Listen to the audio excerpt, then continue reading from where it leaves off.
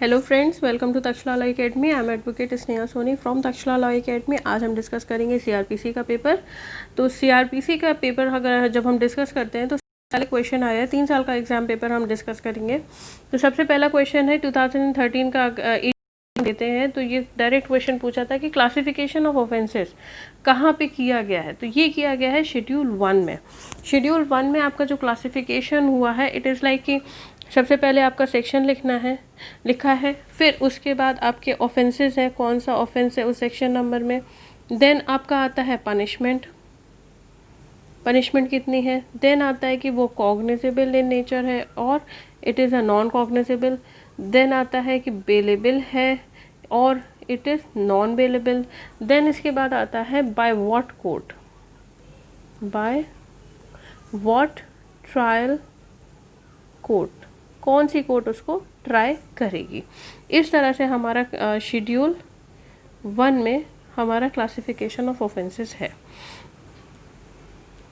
The next question is कि judicial proceeding किस section में डिफाइन है। तो it is defined in section 2I और ये क्वेश्चन 2016 में पूछा गया था। नेक्स्ट क्वेश्चन है विक्टिम के बारे में कि विक्टिम कहाँ पर डिफाइंड है। तो victim is defined in under section 2WA। ये क्वेश्चन आपसे पूछा गया था 2018 में और ये अमेंडमेंट के थ्रू इसको ऐड किया गया था और अमेंडमेंट था इसमें 2008 का अमेंडमेंट था। ओके, नेक्स्ट क्वेश्चन है every person aware of commission of offence. अब ये क्वेश्चंस थोड़ा सा ध्यान से पढ़िएगा कि एवरी पर्सन, कोई भी पर्सन है उसको कमीशन ऑफ ऑफेंस, कोई ऑफेंस कमीशन हुआ है जिसकी पनिशमेंट है punishable under which section. Means यहाँ पे आपसे सीआरपीसी के साथ साथ आईपीसी का भी क्वेश्चन पूछा जा रहा है कि जिसकी पनिशमेंट किस सेक्शन नंबर वाली है जिससे कि वो बाउंड है, उसकी ऐसी पनिशमेंट है, उस पर्सन जो ऑफेंस हुआ है उसकी पनिशमेंट ऐसी है कि वो पर्सन बाउंड है, जिसको पता है कि ऑफेंस हुआ है तो वो पर्सन बाउंड है कि उसको इन्फॉर्म करना है। तो ऐसी कौन सी पनिशमेंट्स हैं, ठीक, अंडर आईपीसी। तो ये पनिशमेंट है 302 की, 304 की और 303 की और 304 की। और ये डायरेक्टली आपका है ऑफेंस अफेक्टिंग लाइफ और ये सीआरपीसी के सेक्शन 39V में दिया हुआ है, एक्सप्रेसली दिया हुआ है कि अगर सेक्शन आईपीसी की सेक्शन 302, 304 एंड 303 में अगर कोई ऑफेंस हो रहा है इन 3 सेक्शंस में जिसकी पनिशमेंट है ऑफेंस अफेक्टिंग टू लाइफ के अंदर चैप्टर है, इसमें ये आपकी पनिशमेंट्स आपकी डिफाइंड है।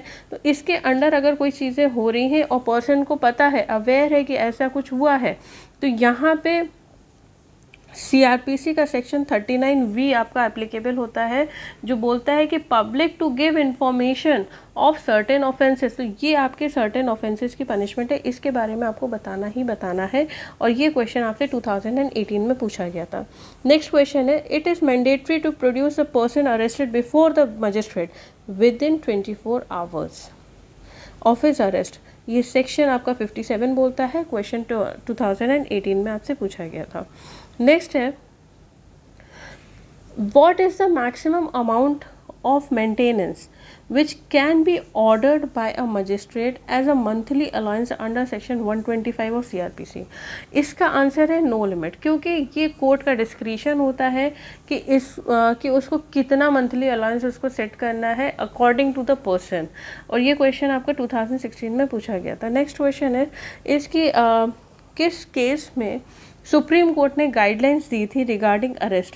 तो बहुत ही फेमस केस है DK बसु का केस, जिसमें गाइडलाइंस आई थी आपकी अरेस्ट से रिलेटेड। क्वेश्चन आया था 2016 में। नेक्स्ट क्वेश्चन आया है 2013 का, the power to direct investigation under section 157 का subsection 3 of CRPC can be exercised by. कौन इन्वेस्टिगेशन की पावर उसके पास है, डायरेक्ट इन्वेस्टिगेशन की। तो ये पावर है मजिस्ट्रेट के पास। The next question is the investigating police officer has power to summon to the attendance of persons acquainted with the facts and circumstances of the case under which section। तो question ये है कि police officer के पास power है उन लोगों को बुलाने की जिसको फैक्ट्स के बारे में पता है, जो भी ऑफेंस हुआ है उसके बारे में उनको पता है, या वो सर्कमस्टेंसेस से अवेयर है, उन्हें किसी तरह की जानकारी है उस ऑफेंस के बारे में। तो पुलिस बुला सकती है अंडर सेक्शन 160 में उन लोगों को बुला सकती है, और ये क्वेश्चन 2013 में पुट किया गया था। नेक्स्ट क्वेश्चन इज दैट कि under section 164 subsection A of CRPC the victim of rape shall be sent to the registered medical practitioner for examination within कितने देर में कितने घंटे में उसको पहुंचाना है from the time of receiving the information relating to the commission of the such offence. तो ये एक्सप्रेसली ये प्रोविजन में दिया हुआ है 24 आवर्स में। ये क्वेश्चन आपसे 2016 में पूछा गया था। Then next question is under section 167 of CRPC the magistrate can authorize detention for the total period of 90 days during investigation in the case of offense punishable।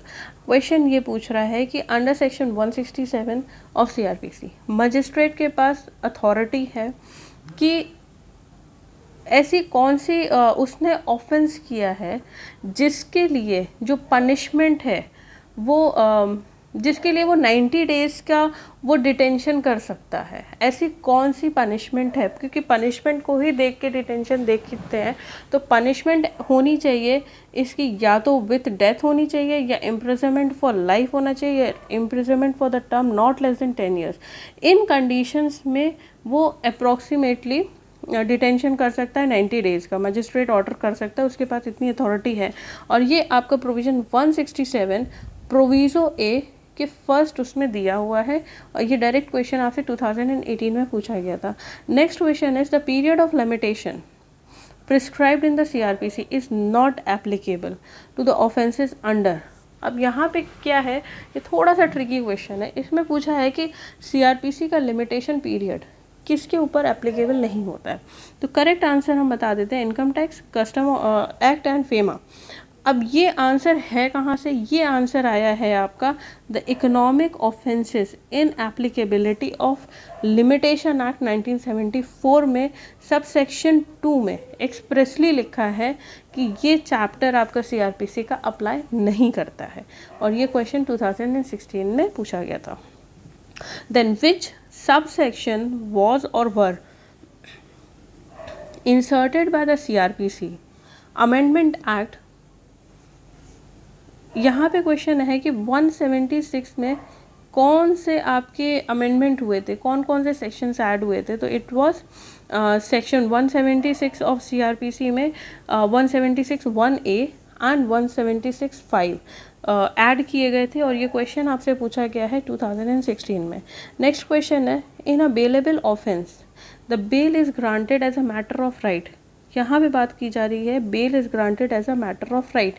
यहाँ पे दो अथॉरिटी आती हैं, एक आती है आपकी पुलिस ऑफिसर और एक आती है कोर्ट। जब पुलिस ऑफिसर देगी वो अंडर सेक्शन 437 में बात की गई है, कोर्ट के बारे में बात की है 439 में। ये क्वेश्चन आपसे 2013 में पूछा गया था। Do let us know what you think about this, and secondly let us know which type of next you want to see, and comment in the comment box. Thank you so much. Subscribe our channel. Thank you.